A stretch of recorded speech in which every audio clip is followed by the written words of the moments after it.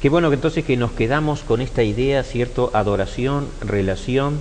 El autor presenta allí, ¿cierto? En el día domingo una frasecita, dice, si las buenas obras pudieran salvarnos y expiar el pecado, si pudieran pagar nuestra deuda ante Dios, entonces Jesús nunca habría tenido que morir por nosotros y el plan de salvación sería algo muy diferente de lo que es.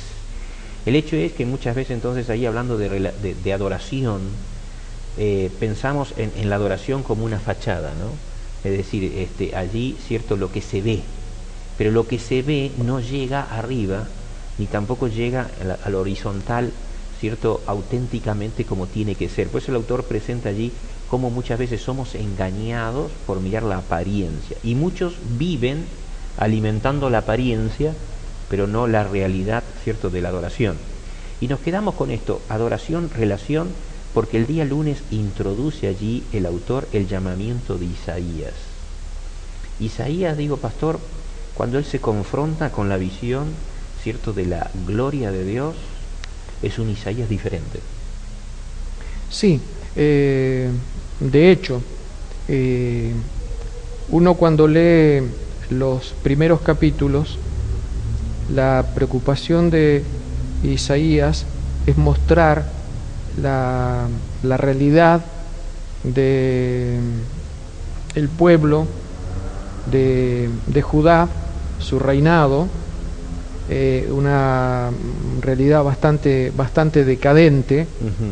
Me debo imaginar a Isaías como profeta muy preocupado por la situación, la descripción que realiza de los capítulos 1 al 5, hasta que él tiene la visión del templo.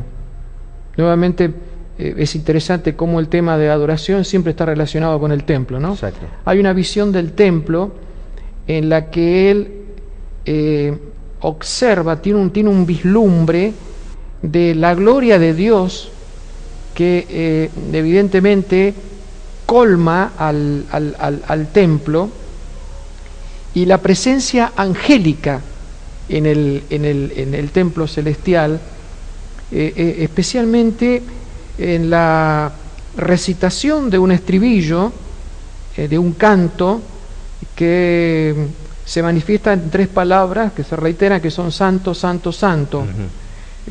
Evidentemente Isaías estaba captando la adoración celestial, la adoración angélica, que de alguna manera recalcaba y enfatizaba la santidad de Dios por encima de la mezquindad y la pecaminosidad de su pueblo, a tal punto que esta situación en un momento determinado lo afecta a él, porque entiende que ha tenido un encuentro con Dios, ha tenido una manifestación de Dios, y él mismo se siente como morir ante la presencia de Dios, porque se siente pecador, se ve pecador ante esta gloria que de alguna manera lo confronta. Ahora yo digo, pastor, porque nos puede pasar a nosotros, ¿no? En el sentido es, Isaías ve que el pueblo está en una situación, ¿cierto?, que la verdad llama la atención, y está Oseas, Amós y Miqueas, como dice bien el autor, advirtiendo al pueblo de Israel que está en peligro porque no reaccionan frente, yo diría, a la vida de hipocresía que estaban viviendo. Sí. Pero entonces, yo digo, no, pero sin embargo, aparentemente, Isaías está viviendo una vida santa, una vida pía, digamos, ¿no? Pero cuando él se confronta, Dios se muestra primero, eso es lo que me encanta, Dios se muestra a Isaías, pero cuando Isaías se confronta con la santidad de Dios, él también se ve tan pecador como los otros. Y entonces allí él ve justamente su radiografía de su vida. Y entonces reacciona, ¿no? Reacciona, digamos, contestando para bien, ¿no? Sí, quiere decir que la adoración verdadera siempre te tiene que llevar a una reacción. A una reacción. La adoración es nuestra captación de la trascendencia divina. Amén por ello. Y entonces de esa manera, ante esa trascendencia divina, yo veo lo que soy y lo que necesito de parte de Dios. Es interesante que la solución viene del mismo santuario. Para Isaías, un carbón encendido, toca sus labios, hay todo figurativamente un proceso de purificación, ¿no? Del santuario viene la purificación. ¿Sería lindo explicarlo un poquitito más a eso, puede ser, profe? Sí, bueno, evidentemente se está hablando aquí del altar, en el sentido de que el altar necesitaba siempre de un sacrificio del holocausto, y el altar estaba permanentemente encendido en ese fuego sagrado que había que mantener. De ese fuego sagrado el ángel simbólicamente toma un carbón y con ese fuego purifica la necesidad del profeta. Incluso es serio, porque dice aquí que ha tocado tus labios y es quitada tu culpa y limpiado tu pecado. Evidentemente hasta el mismo profeta estaba con problemas. Sí.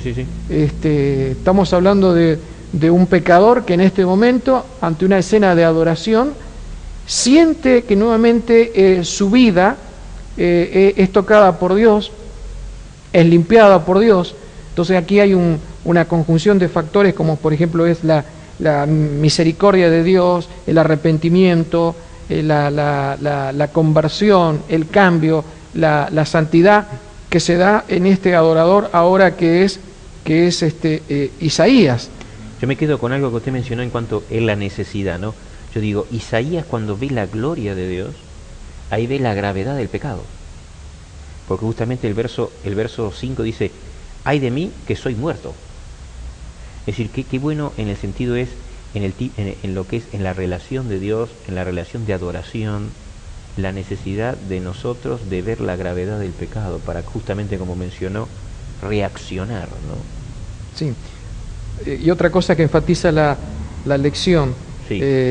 Dice, cuán distinta sería la adoración en grupo, sí, si los adoradores tuvieran esta experiencia, claro, ¿no? Sí. Si todos se dan cuenta que son pecadores y necesitados de la limpieza divina, un grupo de adoradores unidos ante esta misma presencia del santuario y de la gloria de Dios, haría que la adoración de ese grupo sea realmente distinta, ¿no? Porque todos sienten la misma necesidad. Algo lo plantea el autor en el último párrafo del día lunes, dice, piensa cómo serían nuestros servicios de adoración si los adoradores sintieran haber estado en la presencia de Dios Santo, quien nos hace conocer nuestra propia pecaminosidad y la necesidad de su gracia salvadora y su poder purificador.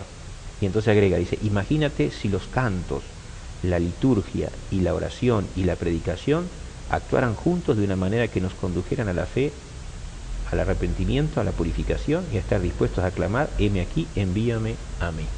Y entonces, ¿qué podíamos decir en cuanto a la respuesta, cierto, del pedido que le hace Dios a Isaías? ¿Y por qué en ese pedido el arrepentimiento o la purificación, diría, juegan parte de esto, de esta vivencia de Isaías? Parece que la experiencia de Isaías está enmarcada dentro del contexto histórico en el cual él estaba viviendo, que era la decadencia de su nación, de su pueblo, del pueblo de Dios. Cuando él en este acto de adoración reconoce su situación interna, su propia situación, y entonces él siente el perdón, siente la limpieza. ¿Y por eso busca compartirlo? Claro, automáticamente ahora aparece su concepto de misión. Claro. Dice, envíame a mí. Qué bueno. Porque yo tengo el deber, tengo la obligación de compartir estas verdades recibidas con mi pueblo. Significa que el concepto de misión, el concepto de compartir, depende siempre de un concepto de salvación. Qué lindo, qué bueno. Es decir, después de la experiencia del perdón, allí surge justamente la necesidad de misión. Me quedo con esa frase y ahondamos un poquito más en el siguiente bloque este aspecto.